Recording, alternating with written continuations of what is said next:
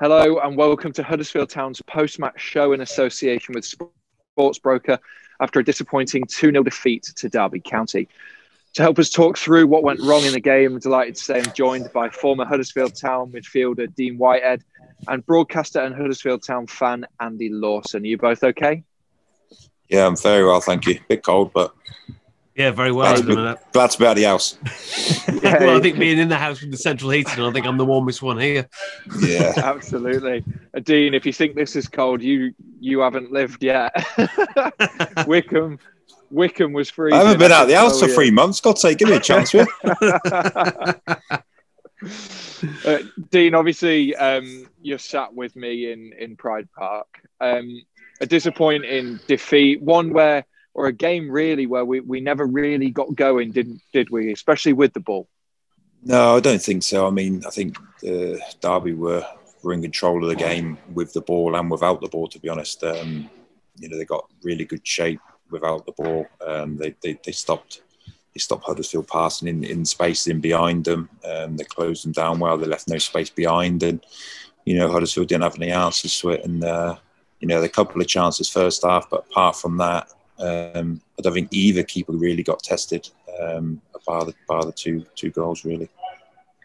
Yeah, with the ball, Andy, I mean, we saw against Swansea how good Alex Vallejo and Jonathan Hogg were in terms of recycling the ball, being able to pick a pass and to help the breaks through. Obviously, Jonathan Hogg's a massive miss, but Alex Vallejo didn't really receive the ball in areas where he could hurt an opposition or even keep the play going, really. Yeah, I feel on Saturday we had really almost a perfect storm for us because we had played the back three, you got Richard Keogh in the middle, but you got two more creative centre-backs either side of him with Naby Sarr on the left and Alex Vallejo on the right. And I think the fact that Alex was starting further back in the pitch, it gave him that bit of space so he could then find his pass. Where today, because he's moved into the middle, because Hoggy being out, the fact that then Derby could put players around him almost immediately, they cut off a large supply line for us simply by really crowding Alex Vallejo out. He managed to get space in and around occasionally of the game. Yeah, they managed to kind of pin him back, and that I feel really actually pinned Town back generally tonight. To be fair, Dino, Derby's press was excellent, wasn't it? Especially on the midfield three. Yeah, it was. Yeah, they had a decent game plan. Sometimes that the Knight would go out and jump out to Sarr on Huddersfield's left and their right, put them under pressure and force them into mistakes. When they did try and break the line, they were very, very tight and really nullified. Bakun was very quiet. Lewis O'Brien was very quiet. They kind of did a job on him. Like say, Vallejo didn't get nowhere near as much of the ball as he should. Maybe he needs to work a little bit harder to get on it, and obviously the back players need to move the ball a bit quicker to get it into him. Yeah, I mean, the first 10, 12 minutes or so, Andy, were actually quite good and probably the best spell that we had in the game. Obviously, we created a good opportunity through Fraser Campbell as well. But after that point, Derby, like Dean said, did take control. Yeah, early on, first note I actually made, Adam, was the fact that it was the cream chinos that were on tonight, and I was seeing that with everything going on the pitch. I was thinking, we're in for a good game here. The first sort of 10, 15 minutes, you got the fact that they were struggling to control Pippa down one side. You've got Aaron Rowe down the other side, who for me has been a real revelation these last couple of games. The fact that at one point, Dave Throwfall-Sykes in the commentary said that Aaron Rowe is right-footed, and I thought, well, I didn't know that because he really looks like ambidextrous, so he can use either. And that was really causing Derby problems. Yeah, we had our chance with the crossing from Pippa, I think from within the area, and Campbell. It just goes over, keeper saves it. Really, other than an Aaron Rowe long shot, to be honest, beyond that kind of first 20 minutes, I can't really think of us really doing much, to be honest, in that game. Certainly once we got to half-time and the break, things, Derby did kind of really work at anything we were trying to do. And unfortunately, from that point, we have struggled to make an impact tonight, really. Yeah, the first goal really changed the game, didn't it, Dean? I mean, it kind of played into Derby's hands then because, again, off the ball, their defensive structure, their positioning and their press were excellent. Yeah, and obviously the first goal, that's what they want. They've got a really good shape and structure behind the ball, and leading up to the first goal, the set plays were causing Huddersfield problems. Balls in the box were causing them problems, and this one came off off a second phase. They defended the set play, and it come out. I think Fraser had a chance to clear, kind of slipped or didn't clear it, and they put a great ball back in the box, and they were more aggressive, and I think they were better in both boxes today. It's interesting that, Andy, isn't it? Because there was an opportunity to clear it. It's again the Championship where you make a mistake and ultimately you're punished by it. Yeah, initially when I was watching it, I actually was seeing the cross come over and seeing Ryan Schofield, and immediately I saw him unable to get to the ball, and I kind of sort of shouted aloud, foul.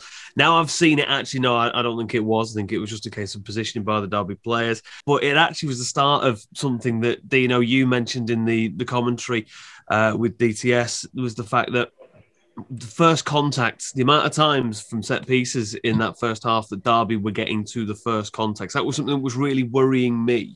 But seeing it from my view, which was obviously on TV rather than you guys being there, Derby's team, were Derby a much taller team than us, or was that just simply us just not quite getting to that first one, Dino? I don't think they were much bigger in general. I think they had a couple of big lads, so of Huddersfield, but I just think they were a little bit more aggressive, and maybe wanted it in both boxes a little bit more. There was a bit of a mismatch as well, wasn't there, Dino? That you duly noted from set pieces, which was causing us a lot of problems from those. Yeah, especially the wide free kicks. It's Naby Sarr's position is like a spare man kind of at the front end of the box, and most of the balls were going towards the back, and there was Lewis O'Brien and Edmondson who was quite dangerous in the air, and it was almost a mismatch in size, and they did it one or two or three times in the end, and there was no real leadership and communication to say, right, this is where the ball's going, come on Naby, come over where the danger is. And but I didn't see that tonight. I know Lewis is captain tonight, and he's not that type of leader. I understand that, but you've got experienced players in there. Like Keogh's played so many games. Fraser was back there; he's played a lot of games. So step up a little bit and take control of the situation a bit better. Yeah, I mean, and then obviously Derby changed their shape in the second half. Again, to kind of combat us and help with their defensive press. The second goal, Andy, again came from a mistake, didn't it? I mean, Aaron Rose passed straight through the middle of the pitch, ultimately allowed them to counter.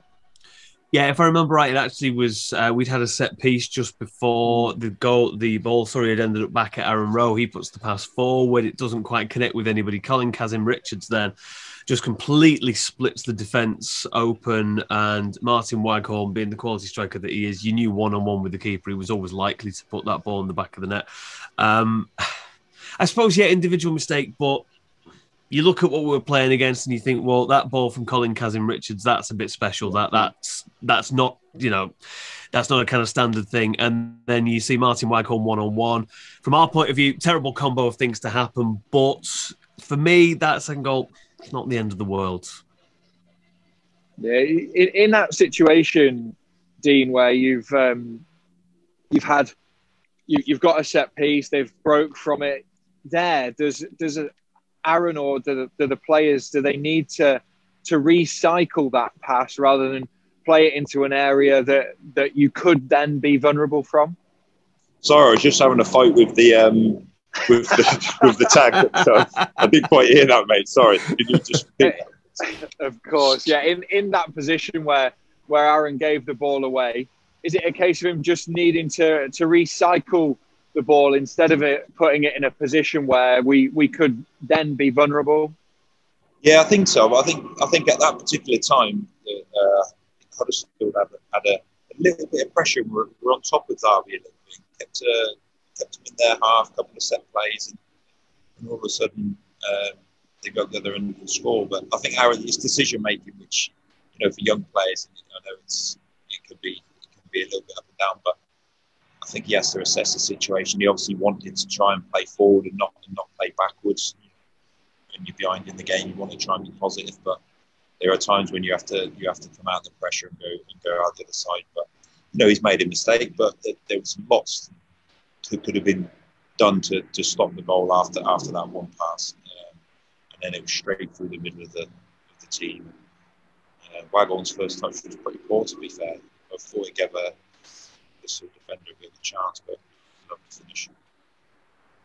To be fair to Aaron, I was going to say, Andy touched upon it earlier, but he was probably the brightest attacking threat that we had.